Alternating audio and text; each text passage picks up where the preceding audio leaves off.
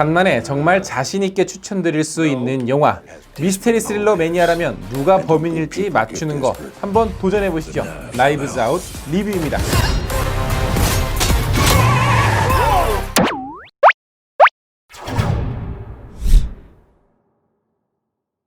미스터리 장르의 베스트셀러 작가의 85세 생일날 대가족들이 한데에 모였는데요. 그런데 그 다음날 작가가 숨진 채 발견이 되고, 겉으로 봐서는 단순해 보이는 이 사건을 해결하기 위해 명탐정인 분우아 블랑이 파견되는데요. 의외로 쉽게 알게 되는 범인의 정체. 하지만 여기서 끝난다면 결코 미스테리 영화가 아니겠죠. 사건의 진짜 진실은 무엇이고, 이 가족 중에 진짜 범인은 과연 누구이며 왜 이런 짓을 저질렀던 것일까요? 한 편의 잘 만든 추리소설을 영화로 보는 듯한 미스테리 스릴러 드라마 영화입니다.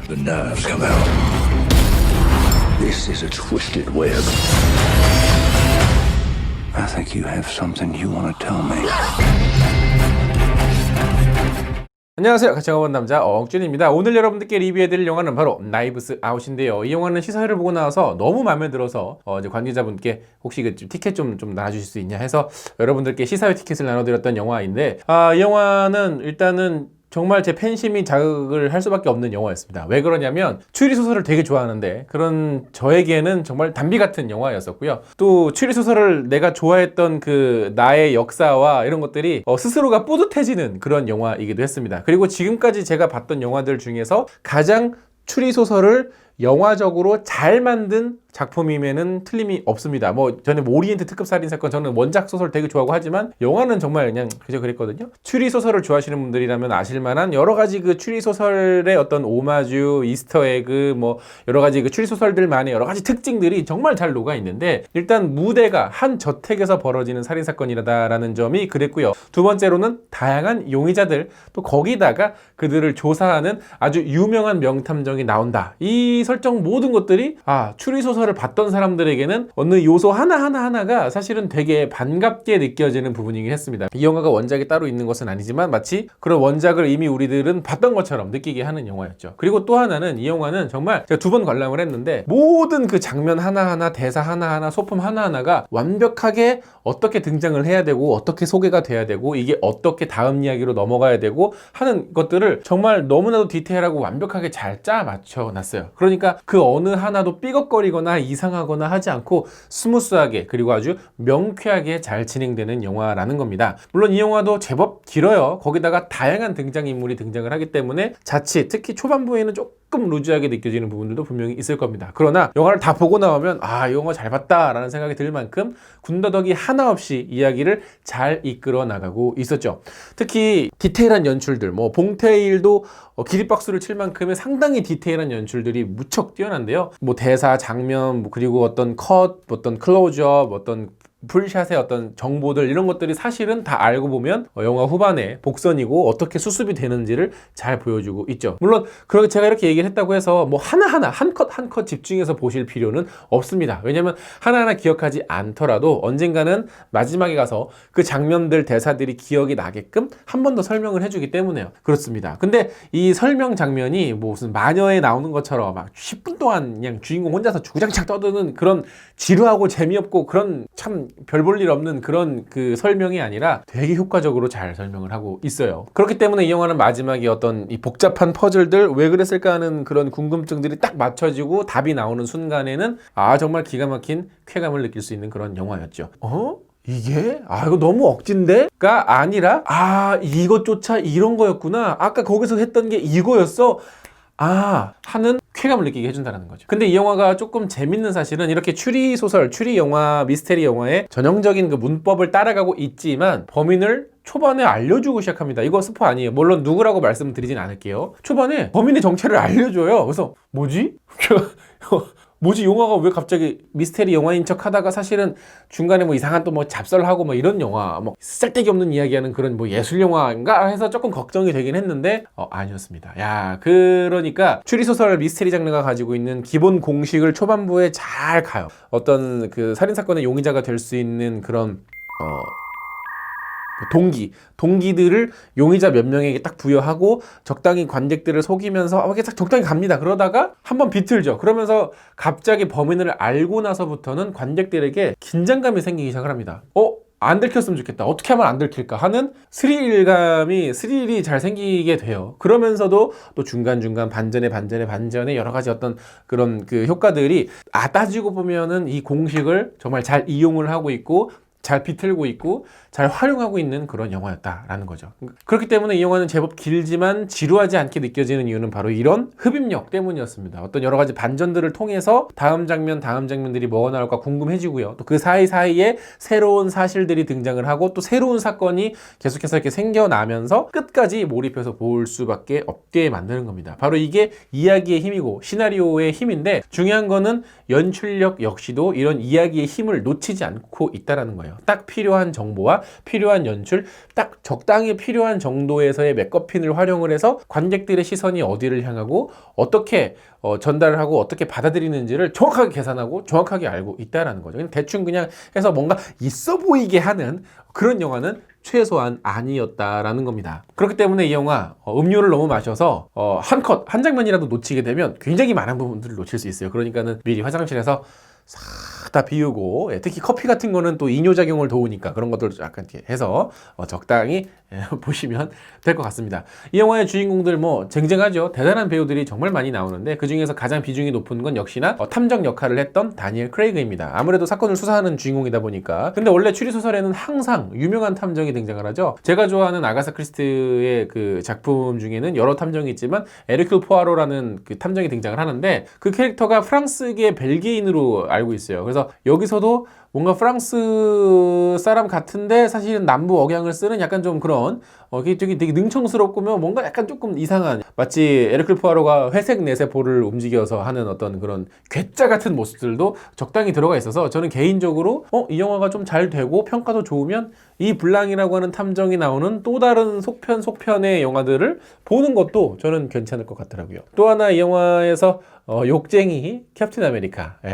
약간 일부러 그 캡틴 아메리카라는 캐릭터를 의식한 설정이긴 한데 그 뺀질뺀질거리는 것도 생각보다 재밌고 되게 잘 어울립니다. 그리고 이 크리스 에반스가 맡았던 역할은 중반부 이후부터 조금 비중이 생기니까 너무 초반부터 기대는 하지 마시고요. 그리고 그 외에도 정말 쟁쟁한 배우들이 워낙에 많이 나와서 뭐 마이클 셰넌이나 토니 콜레트나 이런 배우들 제이미 리 커티스 이런 배우들 정말 저런 배우들하고 찍으면은 얼마나 현장이 즐거울까라는 생각이 들 만큼 영화 현장에 있는 게 좀 부러운 그런 영화이기도 했습니다. 또 거기다가 이 캐릭터들이 되게 복잡하긴 하지만 어떤 개성들이 또렷해서 우리 관객들에게도 특히 그 좌파와 우파 젊은 이 관종 캐릭터들 이런 설정들이 나름대로 공감할 만한 요소들을 주고 있기도 했습니다. 근데 사실 그런 것들은 영화에서 그렇게 크게 중요하진 않았지만 어쨌든 깨알 재미를 주고 있어요. 별거 아닌 것 같은 캐릭터들의 설정조차도 사실은 추리소설에서는 누가 무엇을 할지 관객들이 의심하게 만드는 그 요소들인데 그런 디테일까지 잘 살린 것 같더라고요. 물론 거기다가 적절한 유머 코드들도 들어가 있어서 너무 이 영화 한번 심각하게 보지 마시고요. 좀 재밌는 포인트가 나오면 키득키득거리면서 웃으면서 보셔도 좋을 것 같습니다. 또 거기다가 또 너무 가볍게 가지도 않는 어떤 적당한 균형감을 가지고 있는 정말 간만에 추천드릴 수 있는 영화였습니다. 이 영화 생각보다 많은 관객들이 안 보고 있고 역시나 다 겨울왕국에 몰려가고 있는 것 같은데요. 이 영화 너무 겁먹지 말고 선택해서 보시는 거 추천을 드립니다. 자, 이 영화도 저희 엉찌 구독자분들의 댓글을 받아봤는데요. 그거 한번 같이 읽어보면서 이야기를 나눠보도록 하죠. 팬딩을 통해 저를 정기훈해주시는 분들의 댓글입니다. 원스를 미찌님께서는 극장에서 정말 재밌는 추리소설 보고 온 느낌이었습니다. 정말 추리소설을 영화로 영상으로 만들면 이렇게 만들어야 된다라는 아주 교과서적인 작품이었어요. 특히 추리소설을 좋아하시는 분들이라면 발견되는 그 깨알 같은 요소들이 있어서 그 점은 참 좋았습니다. 솔프란드님께서는 캡틴의 찰진 욕만 생각납니다. 떡 먹어. 요로결석의 요정님께서는 말빨로 조지는 제대로 된 전통 추리물. 에거사 크리스티가 영화 만들면 이럴 것 같아요. 내 집, 내 규칙, 내 커피, 그리고 돈이 최고야. 모든 어떤 안 좋은 일들은 사실 다 돈 때문이죠. 자, 유튜브 댓글입니다. 3대 독자님께서는 굉장히 재밌는 추리소설 한 편 읽은 느낌. 아가사 크리스티에게 바치는 오마주라고 들었는데 그 느낌이 아주 잘 살렸다. 맞습니다. 그 적당한 유머 코드도 있고 적당히 진지하면서도 또 이 아가사 크리스티에게 바쳐지는 여러 가지 그런 설정들이 사실 되게 돋보였어요. 일단 그 탐정이라는 캐릭터의 설정도 그렇고 또 이 영화 속에서 죽은 그 작가 캐릭터가 또 미스테리 추리소설의 어떤 대가라는 설정이었어서 여러 가지로 아가사 크리스티를 생각나게 하는 그런 영화였습니다. 최문구님께서 한국 감독님들아 이런 걸 영화라고 하는 겁니다. 봉준호 감독은 나가 있어? 제가 항상 말씀드리지만 좋은 영화를 보면 이상하게 안 좋았던 한국 영화들이 떠오른다. 근데 이런 얘기를 한다라는 것 자체가 사실은 쓴소리긴 합니다만은 한국 영화에 대해서 애정이 있다라는 거예요. 한국 영화 관계자 여러분, 제발 이상하고 어줍잖은 거 베끼지 말고 제발 좀 진정성 있게 좀 만들어주세요. 505님께서는 자막 중에 편지 3줄 요약한 거 너무 웃겨서 빵 터졌습니다. 이거 어떤 편지인지는 보신 분들은 아시겠지만 좀 길어 보이는 내용이긴 한데 어쨌든 짧게 딱 요약을 한 거. 여기 가서키 번역가님의 센스가 돋보이는. 네. 큐베다이스키님께서는 엉주님 시사회 이벤트에 당첨되어서 이번에 보게 됐습니다. 축하드려요. 정말로 추리물 덕후인지라 기대했던 영화였는데 만족스러웠어요. 정통 추리물의 느낌을 정말로 잘 살려낸 것 같아요. 결말은 조금 예상됐지만서도 아주 만족스럽고 재밌는 결말이었고요. 맞습니다. 그래서 근데 결말이 충분히 사실 예상이 될 수도 있어요. 근데 이런 영화는 예상이 되지만 왜? 어떻게라는 의문이 들잖아요. 근데 그런 의문들조차도 잘 풀어냈다. JH킴님께서는 올해 본 영화 중 만족도가 제일 높다. 물론 상영관이 얼마 없어서 50만도 안 될 예정이지만 12월 달에 개봉하는 영화들이 좀 어느 정도 작품성도 있고 어느 정도의 오락성도 있는 꽤 괜찮은 영화들이 많이 개봉하는 때인데 항상 이럴 때 독점하는 영화들이 항상 있었어요. 그래서 이번에도 나이브스 아웃을 입소문이 많이 나긴 했습니다만은 잘 모르겠네요. 그런데 우리라도 재밌게 보면 됐죠 뭐. SJ 킴님께서는 반전 예상하고 온갖 유치했는데도 틀리는 게 꿀잼. 그러니까 예상이 되시는 분들도 계시는가 하면 이렇게 제가 이러겠지? 제가 저러겠지? 이렇게 막 했는데 다 틀렸네? 하지만 그게 또 꿀잼. 송민겸님께서는 제가 이 영화를 무려 매트릭스보다 재밌게 봤다는 거 아니겠습니까? 이렇게 만족하시는 분들이 생각보다 역시나 많으시네요. 네. 또 반대 의견도 있습니다. 임성범님께서는 추리소설 같은 영화, 너무 소설 같아서 중간에 지루함, 있는 놈들이 더하다는 걸 말하는데 뭔가 참 애매한 완성도와 트릭과 반전, 올해 제일 애매한 영화. 물론 이렇게 재미없게 보시는 분들도 있으실 텐데 사실 이 영화는 뭔가 대단한 어떤 그 교훈이라든가 메시지를 주는 영화까지는 아니었다고 봅니다. 저는 굉장히 이 영화는 오락적인 영화였다고 생각을 하고 어떤 이 장르의 특성에 맞게 그리고 이 영화가 표방하고 있는 추리소설에 맞게 정말 잘 만들어진 영화라고 생각을 해요. 박건호님께서는 엉주님 덕분에 재미있게 잘 보고 왔습니다. 감사합니다. 벌써 범인이 밝혀진다고 생각한 순간부터 우리는 모두 속고 있었네요.